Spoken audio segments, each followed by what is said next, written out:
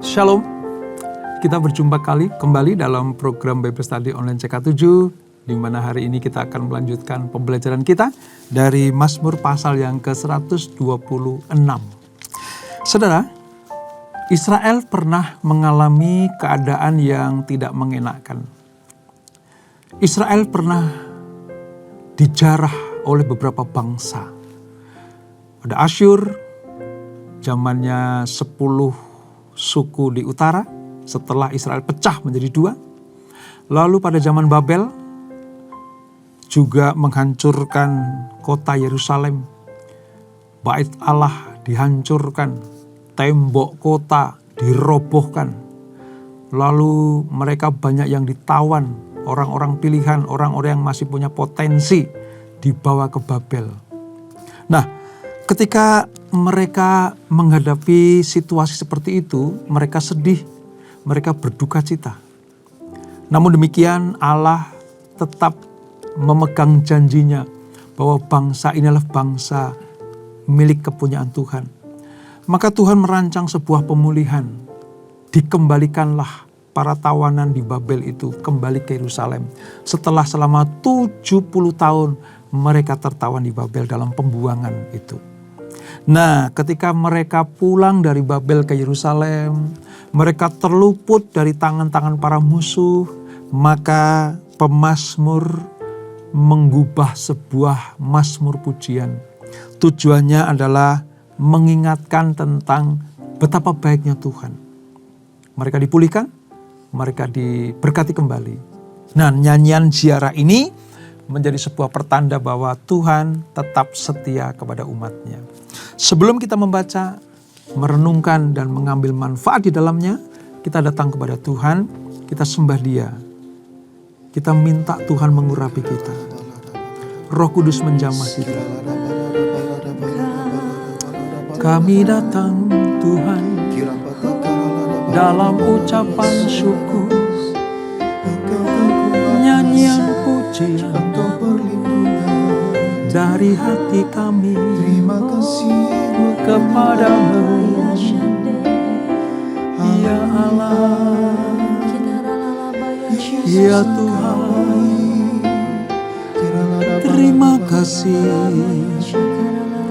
terima kasih. Engkau Tuhan yang beri kekuatan saat badai menerpa hidupku. Di dalam-Mu aku tenang, sebab janji-Mu setia bagiku.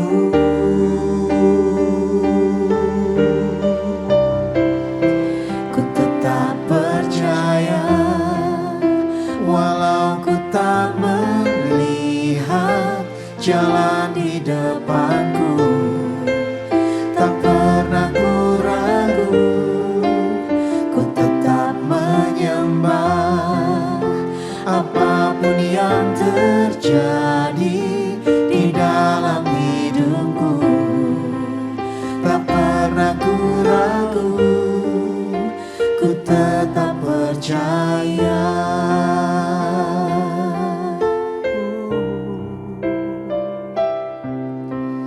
Engkau Tuhan yang beri kekuatan saat badai menerpa hidupku.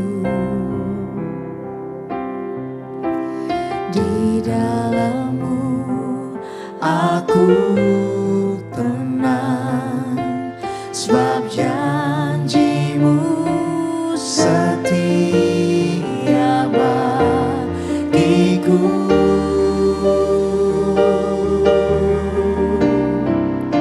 Ku tetap percaya walau ku tak melihat jalan di depan.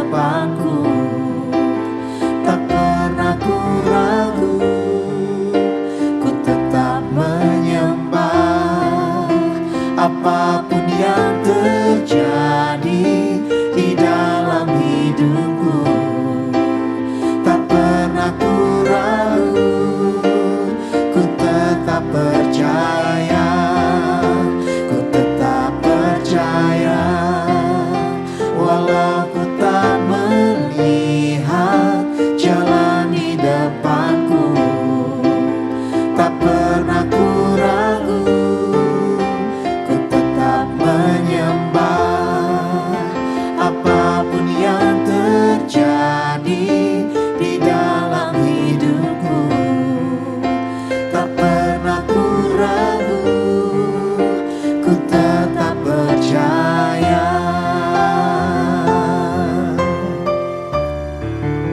Ku tetap percaya, walau ku tak melihat jalan di depanku, tak pernah ku ragu, ku tetap menyembah.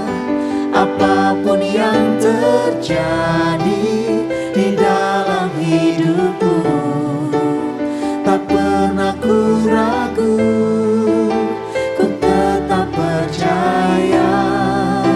Tak pernah ku ragu, ku tetap percaya.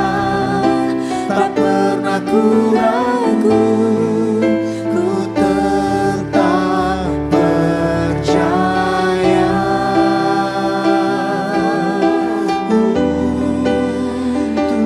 Kami tetap percaya, setiap janji-Mu. Kau Tuhan, pemulih kami, berpegang setiap janji-janji-Mu. Terima kasih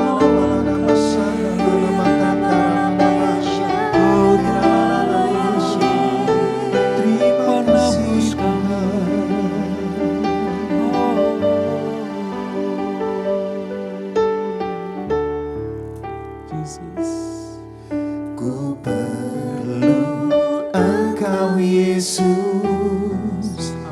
haus jiwaku menantikan-Mu. Ku percaya Kau penuh pengharapanku di dalam-Mu. Yesus, hanya Kau yang ku andalkan, melebihi siapapun juga. Yesus, hanya Kau yang ku percaya.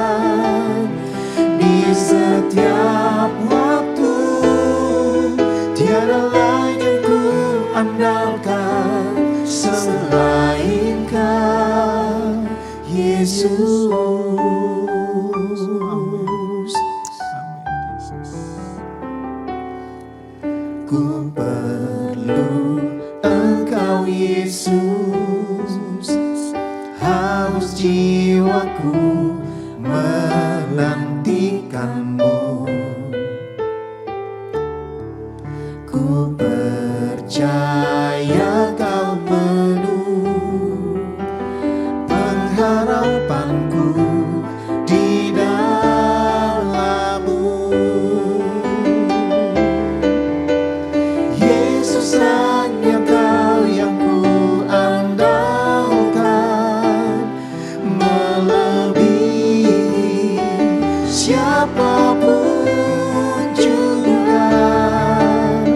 Yesus, hanya Kau yang ku percaya. Di setiap waktu tiada lain yang ku andalkan selain Kau. Yesus, hanya Kau yang ku andalkan, melebihi siapapun juga. Yesus, hanya Kau yang ku percaya. Di setiap waktu tiada lain yang ku andalkan selain Kau. Tiada lain yang ku andalkan selain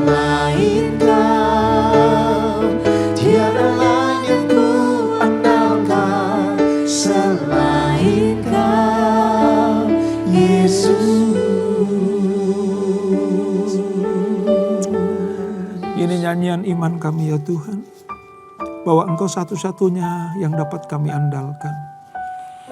Engkau satu-satunya pribadi yang dapat kami percaya. Engkau yang melepaskan kami dari jerat penangkap burung. Engkau yang melepaskan kami dari penyakit sampar. Engkau yang melepaskan kami dari setiap ancaman-ancaman yang mematikan dari para musuh kami. Itulah sebabnya kami hanya mau menaruh harap dan percaya kami kepada Engkau. Terima kasih Bapa. Sekarang Kau mengurapi kami ketika kami membaca firman-Mu, merenungkan firman-Mu, mempelajari supaya kami mengerti apa yang menjadi kehendak-Mu. Dan kami berjanji akan melakukannya dalam ketaatan dan kesetiaan. Terima kasih Bapa. Roh Kudus urapi kami. Di dalam nama Yesus, mari yang siap belajar firman Tuhan, sama-sama kita katakan amin. Kita akan meneruskan pelajaran kita saudara dari Mazmur 126. Alkitab kita halaman sekitar 969. Ya, kita akan membaca 6 ayat ini dari Mazmur 126. Pengharapan kemuliaan Israel atau pengharapan di tengah-tengah penderitaan. Nyanyian ziarah. Ketika Tuhan memulihkan keadaan Sion, keadaan kita seperti orang yang bermimpi. Pada waktu itu mulut kita penuh dengan tawa dan lidah kita dengan sorak-sorai. Pada waktu itu dikatakan di antara bangsa-bangsa, Tuhan telah melakukan perbuatan besar kepada mereka.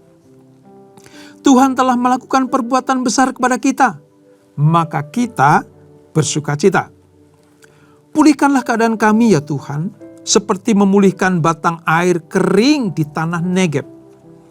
Orang yang menabur dengan bercucuran air mata akan menuai dengan bersorak-sorai. Orang yang pergi dengan menangis sambil membawa kantong benih pasti pulang dengan sorak-sorai sambil membawa berkas-berkas gandumnya. Ya. Saudara, Alkitab yang saya baca ini adalah Alkitab terjemahan baru jilid yang kedua atau yang sudah direvisi.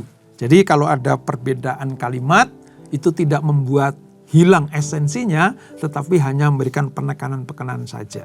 Nah, Mazmur 126 ini seringkali menjadi mazmur yang sering kita dengar lewat puji-pujian. Bahwa pada waktu Tuhan memulihkan keadaan Sion, ya, mulut kita penuh dengan sukacita. Sepertinya kita sedang bermimpi, kira-kira seperti itu. Nah, dalam pembukaan tadi saya ceritakan bagaimana mazmur ini diciptakan karena merupakan sebuah nyanyian ziarah. Nyanyian yang diucapkan oleh bangsa Israel ketika mereka mendaki kota Yerusalem untuk beribadah di sana. Baik dalam ibadah-ibadah rutin maupun perayaan-perayaan hari raya besar mereka. Sebagian orang percaya bahwa mazmur ini adalah mazmur yang ditujukan atau dilatar belakangi ketika bangsa Israel sudah dikembalikan dari penawanan ke Babel menuju kepada Yerusalem kembali. Itu terjadi tahun 538 sebelum Masehi. Mereka percaya bahwa para buangan ini 70 tahun mereka ada di Babel. Atas anugerah Allah mereka dikembalikan ke Yerusalem untuk menjadi warga negara kembali di kota yang suci, kota yang kudus. Setelah sekian lama mereka ada di Babel. Mereka diizinkan membangun bait suci. Mereka diizinkan membangun tembok kota Yerusalem. Dan mereka dikembalikan kepada jam-jam atau waktu-waktu ibadah mereka. Sebab selama mereka ada di Babel tidak pernah bisa beribadah. Bagaimana mereka beribadah? Karena mereka ada di tempat buangan. Bagaimana mereka beribadah? Karena sudah tidak ada bait suci lagi. Baik orang yang tinggal di Yerusalem pada masa pembuangan maupun mereka yang di Babel sudah tidak bisa lagi beribadah. Karena bait suci diratakan tanah oleh orang Babel yang dipimpin oleh Nebukadnezar. Ini akibat dari apa? Dosa kerajaan selatan, Yehuda dan Benyamin yang melupakan Tuhan. yang tidak mengakui bahwa Tuhanlah satu-satunya penolong mereka, yang membelakangi Tuhan bahkan mengingkari perjanjiannya, maka mau tidak mau Tuhan harus menjatuhkan keadilannya dengan cara membuang mereka. Nah, ketika mereka dipulihkan, dikembalikan ke Yerusalem, mereka mengucap syukur karena di tengah-tengah harapan yang sulit sekali terwujud, ternyata Allah melakukannya. Dan inilah nyanyian pengharapan atas pemulihan bangsa Israel. Ini sangat penting buat mereka, saudara. Memang pada mulanya ini ditujukan khusus kepada bangsa Israel. Tapi pada perjalanannya, saudara, ini ditujukan kepada apa? Kepada setiap orang yang percaya kepada Tuhan Yesus Kristus. Bahwa ketika kita umat Allah kembali berbuat dosa setelah diselamatkan, setelah mendapatkan anugerah keselamatan, mendapat justifikasi itu lalu kita berbuat dosa, Tuhan memberikan kesempatan kepada kita untuk kembali bertobat, kembali kepada Allah, maka Allah akan memulihkan segala-galanya. Dan ini tepat untuk kita pelajari, tepat untuk kita percayai bahwa kasih Tuhan berlaku dulu, sekarang, dan selama-lamanya. Artinya, kalau Israel bertobat, merendahkan diri di hadapan Tuhan dan dipulihkan, maka kita juga. Kita bertobat, mencari wajah Tuhan, merendahkan hati kita, maka Tuhan akan memulihkan keadaan saudara dan saya. Pemulihan Israel dari pembuangan ke tanah perjanjian kembali adalah sebenarnya merupakan kejutan yang membuat mereka bersukacita, bahkan seperti bermimpi. Artinya sebenarnya Israel nggak patut untuk dikasihani kembali. Israel sudah hilang pengharapan, saudara. Israel sudah betul-betul nggak ada pegangan lagi untuk layak mendapatkan anugerah itu.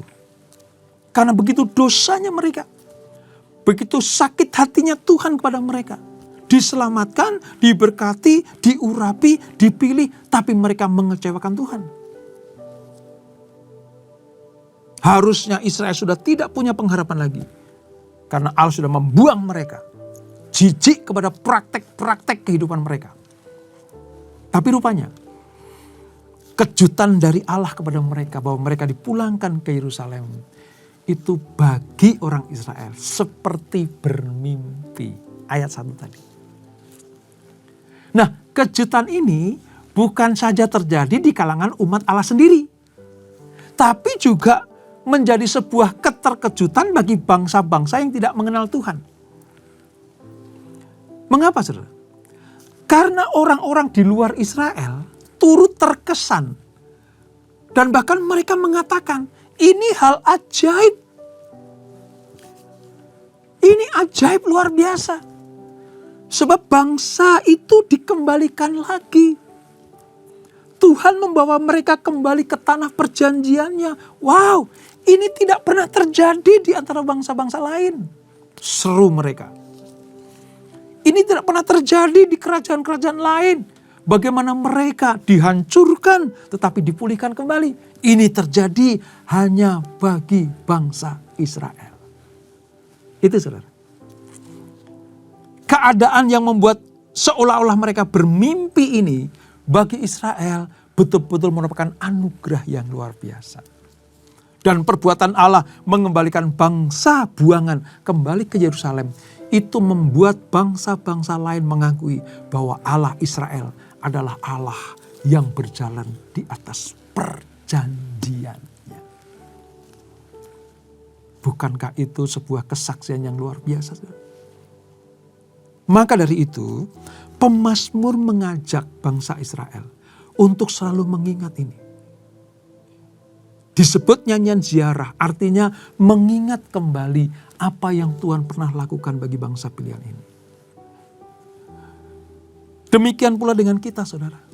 Kalau Tuhan pulihkan, entah ekonomi kita, damai sejahtera kita dalam keluarga, kesehatan kita, bisnis pekerjaan kita, bahkan pelayanan kita, ingat, Tuhan mau lewat pemulihan ini kita semakin hari semakin mencintai Tuhan. Dan lewat pemulihan yang kita alami dari Tuhan ini, supaya orang-orang lain yang belum kepada Yesus, mereka mengakui Yesus Tuhan adalah Allah yang sanggup memulihkan umatnya, yang bertobat, mencari wajah Tuhan, dan meninggalkan jalan-jalan yang jahat. Ini tujuan Mazmur 126 ini, saudara. Nah, tidak cukup sampai di situ sebenarnya. Karya pemulihan Allah masih berlanjut. Israel yang dipulihkan dari pembuangan, mereka juga harus mengalami penderitaan ketika mereka akan membangun kembali bait suci dan tembok Yerusalem. Saudara ingat itu? Ya, nanti kita akan selalu mengingat pelajaran itu, saudara. Peristiwa itu, bagaimana sulitnya orang Israel membangun kembali bait suci setelah diruntuhkan oleh orang Babel. Sekalipun mereka sudah dikembalikan ke Yerusalem, tetapi tidak mudah untuk membangun sesuatu yang sudah hancur. Sebab apa? Ketika mereka mulai membangun kembali, entah pada zaman Esra membangun bait suci yang kedua, maupun Nehemia membangun tembok Yerusalem, mereka menghadapi penderitaan karena tekanan dari orang-orang yang tidak suka. Yang kedua, mereka menghadapi situasi atau keadaan yang sangat-sangat sulit untuk memulai. Karena hancur, saudara. Betul-betul hancur. Jadi dalam hal ini, pemulihan dari pembuangan ke Yerusalem itu satu hal. Tetapi membangun kembali itu hal yang kedua yang harus mereka hadapi. Tetapi kita harus percaya, ketika Allah memulai, Allah juga yang akan mengakhirinya. Allah tidak pernah memulihkan anak-anaknya setengah-setengah. Tuhan tidak pernah mengizinkan bangsa Israel kembali ke Yerusalem kalau Tuhan tidak mengizinkan mereka membangun kembali bait suci dan tembok Yerusalem. Artinya Allah tetap menyertai mereka. Allah tetap memberikan sarana-sarana untuk membangun kembali. Allah memberikan sarana-sarana untuk restrukturisasi. Mengadakan kembali dari yang hancur menjadi ada kembali. Allah tetap menyediakan apa yang mereka perlukan, apa yang mereka butuhkan, sampai nanti terbangun bait suci kembali pada zaman Esra. Dan tembok Yerusalem yang dengan sulit dibangun karena banyak sekali yang mengganggu. Tetapi Allah selalu ada bersama dengan mereka. Dan bangunan itu terbangun kembali. Tuhan minta umat Allah selalu mengingat hal ini. Tuhan minta umat Allah selalu mengingat akan hal ini. Dan pemazmur mengajarkan bagi mereka bersyukur kepada Allah. Bahwa Tuhan tidak pernah setengah-setengah untuk memberkati anaknya. Allah tidak mungkin mengembalikan mereka ke Yerusalem kalau Tuhan tidak mengizinkan pembangunan yang spektakuler itu terjadi. Itulah sebabnya maka pemazmur sekali lagi mengingatkan, ayo Israel terus mengucap syukur. Ayo Israel, ingat kebaikan Tuhan. Ayo Israel, kita dulu siapa? Kita orang buangan, sekarang dipulihkan. Ayo mengucap syukur. Di dalam ucapan syukur itu ada nyanyian pujian, ada nyanyian ziarah, ada pengakuan bahwa Tuhan Allah Israel satu-satunya Allah yang sanggup melindungi, memberkati, memulihkan umatnya yang setia dan merendahkan hati di hadapan Tuhan. Itu menjadi suatu keadaan bagi orang Israel seperti bermimpi. Karena bagi mereka itu nggak masuk akal. Mereka sudah hampir putus asa tidak akan pernah kembali lagi ke Yerusalem. Tapi ketika Tuhan melakukan itu, dikatakan, ya, keadaan kita seperti orang yang bermimpi. Wow, luar biasa saudara. Luar biasa. Jadi kalau Tuhan memulihkan, Tuhan memberkati kita. Tujuannya supaya apa? Nama Tuhan dipermuliakan. Saudara saya itu menikmati berkat kemuliaan Tuhan. Dan yang ketiga, supaya bangsa-bangsa lain, orang-orang lain tahu bahwa Allah kita itu luar biasa. Allah kita berbeda dengan ilah-ilah dunia ini. Itulah sebabnya, maka pelajaran ini bukan hanya untuk orang Israel saja, bukan untuk orang Ibrani saja, tapi juga kita semua pada zaman ini tetap diingatkan. Hayo mengucap syukur sama Tuhan. Hayo ingat kebaikan-kebaikan Tuhan.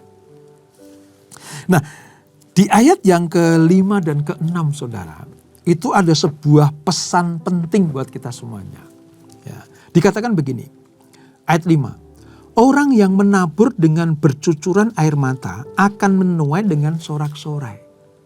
Nah, ini. Lalu yang ke-6. Orang yang pergi dengan menangis sambil membawa kantong benih, pasti pula dengan sorak-sorai sambil membawa berkas-berkas gandumnya. Jadi ternyata begini. Kesedihan yang mendalam. Penderitaan yang berat mereka hadapi. Mereka seolah-olah seperti orang sedang menabur sambil bergumul dalam doa. Menabur sambil meneteskan air mata. Ketika mereka berdoa, memohon kepada Tuhan, merendahkan hati, itu ibarat orang menabur, ya, sambil bergumul, menabur sambil berdoa dalam pengharapan. Supaya apa? Mendatangkan berkat-berkat dari Tuhan. Dan Allah yang akan memulihkan mereka. Sebab dari Allah lah ada pembaharuan. Dari Allah lah ada kebangunan rohani kembali. Dari Allah lah ada perbuatan-perbuatan ajaib. Seperti seorang petani, saudara. Ketika dia bercocok tanam, menabur sesuatu, dari lumbungnya akan berkurang benih itu. Ya, ada susah payah. Ya, ada usaha, ada keringat yang harus dicucurkan. Tetapi di balik keringat yang dicucurkan, ada kesusahan, ada penderitaan, ada usaha yang tidak mudah itu. Petani punya pengharapan, nanti satu saat aku akan mendapatkan hasil yang terbaik. Ya, sekarang sedang bergumul. Ya, sekarang sedang meratap. Ya, sekarang sedang bersusah hati. Tetapi orang yang berharap kepada Tuhan akan mendapatkan berkas-berkas atau panenan yang menanti kita. Wow. Sebagai orang percaya, kita diyakinkan bahwa apa yang mereka tabur, yang kita tabur dengan rajin sekarang ini. Entah dalam pelayanan, pengabdian kepada Tuhan, dalam doa-doa yang tidak pernah terputus, dalam pengharapan yang tidak pernah berhenti, saudara. Ini akan menjadi apa, saudara? Menjadi buah yang berlimpah-limpah dapat kita panen. Oleh sebab itu, mari kita menabur sesuatu bagi Allah. Dengan kesetiaan, dengan kebenaran, dengan doa-doa syafaat yang tidak pernah berhenti kita panjatkan kepada Tuhan. Saat kita masuk ke menara doa, kita sedang menabur doa. Saat kita sedang melayani Tuhan, melayani sesama, kita sedang menabur benih itu. Hukum benih adalah yang dipanen selalu melebihi apa yang ditabur. Dan benih mampu melipat gandakan dirinya. Artinya kata bermimpi, lalu bersorak-sorai, ada kata tertawa, ya, menari-nari, itu artinya hasil dari taburan masa lalu yang terus dinantikan dalam pengharapan dan iman, maka mereka mendapatkan upahnya. Wow, ini pelajaran yang luar biasa yang harus kita mengerti. Nah, sebagai umat perjanjian baru, saudara, pada zaman sekarang ini, dalam Yesus Kristus, kita sudah menikmati kejutan. karya penebusan yang jauh melebihi mimpi kita. Jauh melebihi dari mimpi bangsa Israel. Kalau Israel mendapatkan pemulihan secara fisik, tetapi dalam diri Yesus Kristus memberikan kemuliaan, pemulihan, hidup kekal. Ya. Bukankah itu berkat yang melampaui apa yang diterima oleh Israel? Lewat Yesus Kristuslah yang seharusnya tidak kita terima, yang harusnya kita dihukum oleh Allah, yang harusnya kita binasa karena dosa-dosa kita. Tapi ketika Yesus lahir ke dunia, dia mati buat saudara dan saya. Keadaan kita diubah, dipulihkan, disegarkan, dibenarkan, dikuduskan. Sehingga keadaan kita seperti orang bermimpi. Dan mimpi Israel sebenarnya sudah terjawab dalam keadaan kehadiran Yesus Kristus bagi dunia ini. Maka bersyukurlah pada zaman perjanjian baru ini kita mendapatkan berkat melebihi apa yang diterima oleh orang Israel. Oleh sebab itu tetap setia di dalam Tuhan Yesus. Menabur dengan cucuran air mata. Menabur kekuatan, menabur kepandaian untuk dipakai bagi hormat kemuliaan Tuhan. Menabur waktu kita untuk melayani Tuhan. Termasuk juga menabur harta kita. Untuk apa? Menolong orang lain. Memberikan persembahan-persembahan diakonia. Membawa korban-korban kepada Allah. Ya. Itu adalah taburan-taburan yang melatih kita supaya kita tetap berharap pada Tuhan. Dan supaya apa? Keselamatan kekal, kehidupan kekal tetap menjadi bagian dari kehidupan saudara dan saya. Pelajaran ini singkat tapi luar biasa. Saudara. Pengertiannya adalah Tuhan mengubah anak-anaknya dari yang penuh kesulitan menjadi penuh sorak-sorai. Dari yang penuh penderitaan menjadi sesuatu yang penuh dengan sukacita. Itulah sebabnya tetap percaya kepada Yesus. Sekali Yesus tetap Yesus. Jangan berpaling kepada ilah-ilah lain. Tetap setia, beribadah, melayani, menabur. Maka kita disebut sebagai orang yang berbahagia. Dan itulah Mazmur 126. Kita berdoa. Bapak, terima kasih untuk anugerah-Mu. Kami mengerti sekarang bagaimana Engkau yang sudah memulihkan kami. Engkau yang sudah memperbarui hidup kami. Engkau membawa kami kepada kemuliaan demi kemuliaan. Yang seharusnya kami ini binasa karena dosa-dosa kami. Tapi kami bersyukur Yesus Kristus datang ke dunia sebagai Tuhan dan Allah kami. Yang mati bagi kami. Bangkit dan naik ke surga. Menyediakan tempat bagi kami. Inilah kejutan-kejutan. Inilah mimpi yang menjadi kenyataan dalam hidup kami. Itu sebabnya Bapa, kami selalu setia kepada Engkau. Berjanji untuk melayani Engkau. Menabur di tanah yang subur.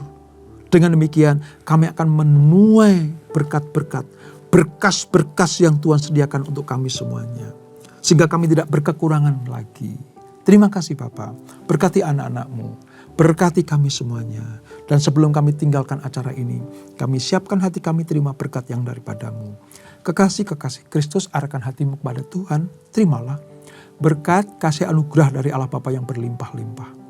Di dalam anaknya yang tunggal Tuhan Yesus Kristus. Dan persekutuan yang manis dan kudus menyertai kita semuanya. Mulai malam hari ini sampai Maranatha. Yesus datang yang kedua kali menjemput kita semuanya. Bertemu di awan-awan yang permai. Menikmati kemuliaan kekal sampai selama-lamanya. Yang diberkati, sama-sama kita katakan amin. Tuhan Yesus memberkati. Shalom.